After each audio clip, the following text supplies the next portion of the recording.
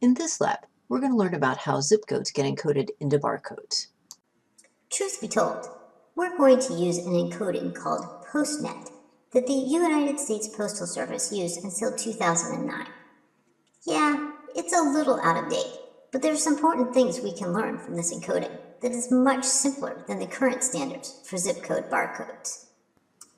The U.S. Postal Service has to sort and route zillions of letters and packages every day, and they have customized equipment that helps. That routing is based on barcodes that they print on our envelopes. One kind of machine reads the address and prints the barcode. Then these sorting machines route the letters. You can see here how quickly they run through the tracks that route them to the truck or plane they need to be on. Built into those tracks are readers that scan the barcode and control switches that route like railroad switches, connecting to the correct destination. In order for this to work, the barcode has to be easily readable, so they put it at a precise height from the bottom of the envelope. But even with that, the envelopes are flying so quickly that the readers sometimes make a mistake. So the barcode has some extra information in it so that the reader can detect that it scanned it improperly. And when that happens, the letter is routed back to be read again. Here is the POSTNET barcode for the zip code 95014. It is made up of bars of two heights. We'll call them short bars and tall bars. Each of the digits of the zip code is encoded using 5 bars. The barcode actually contains 6 digits. The extra one is called a check digit and is used to detect errors in reading the barcode. The barcode always starts and stops with a tall bit. These are called frame bits, and their purpose is to help the reader line up the barcode as it's flying past the reader. The way we encode every digit into 5 bits is based on a technique called positional arithmetic. She just loves to name things that are totally obvious. The way we do math every day of our lives is positional arithmetic. That's true. When we use a 2 in the number 12, it means something different than when we use a 2 in the number 250. One represents 2, while the other represents 200. That system is called decimal because the position represents the powers of 10. But there are many positional systems where the positions have different values. In POSTNET, we're encoding everything with only 2 possible values, tall or short. Those will represent 1 and 0, respectively. We will use 4 bars for each number. We'll get to that 5th bar in a minute. And the values of the positions are 7, 4, 2, and 1. So, to encode 9, we need to find a subset of 7, 4, 2, and 1 that sums to 9. That is 7 plus 2. That means that the encoding will have 1s in those positions and 0s elsewhere. 1, 0, 1, 0 is 7 times 1 plus 4 times 0 plus 2 times 1 plus 1 times 0. That means that 9 is encoded by tall, short, tall, short.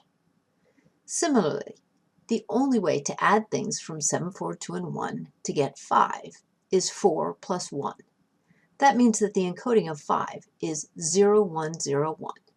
0 times 7, 1 times 4, plus 0 times 2, plus 1 times 1. So 5 is encoded with short, tall, tall. Here are the encodings for all of the digits.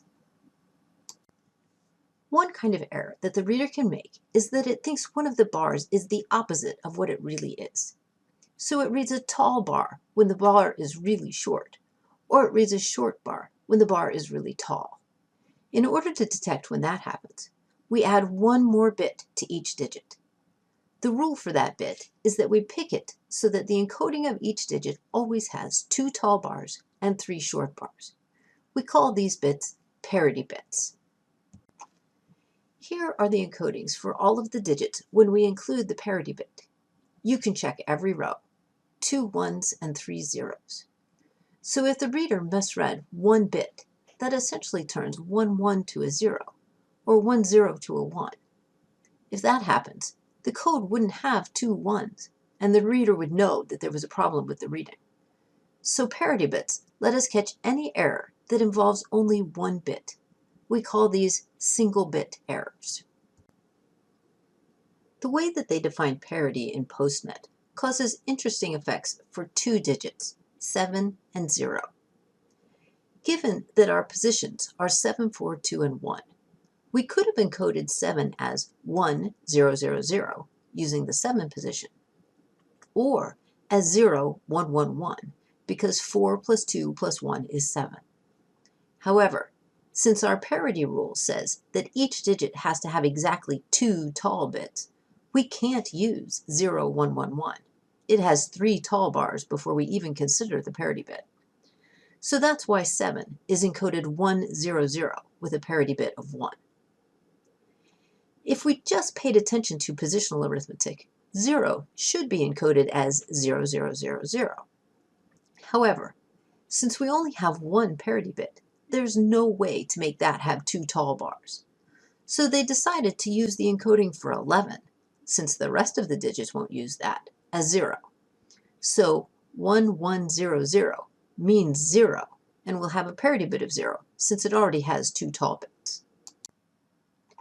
Now, if we look at our example, we've explained all of the bits except the ones labeled check digit. At this point, we've made sure the reader can line up the barcode with the frame bits, and we've encoded the digits with parity bits so we can catch single-bit errors. The check digit is one more digit that is added to the zip code as another level of error detection. If the reader misread 2 bits in a single digit, the parity could still be right. For example, if 1 short was read as a tall, and 1 tall was read as a short, we'd still have 2 tall bits. In order to catch errors like that, POSTNET adds one more digit to the zip code and picks it so that the sum of all 6 digits is a multiple of 10. Our example zip code is 95014. Those digits sum to 19, so the check digit for that zip code would be 1. That would make the total of all 6 digits 20, which is a multiple of 10. As another example, the digits in the zip code 17257 add up to 22, so the check digit would be 8, so that the total sum would be 30. In the next video, we'll learn how to build software that will create these barcodes.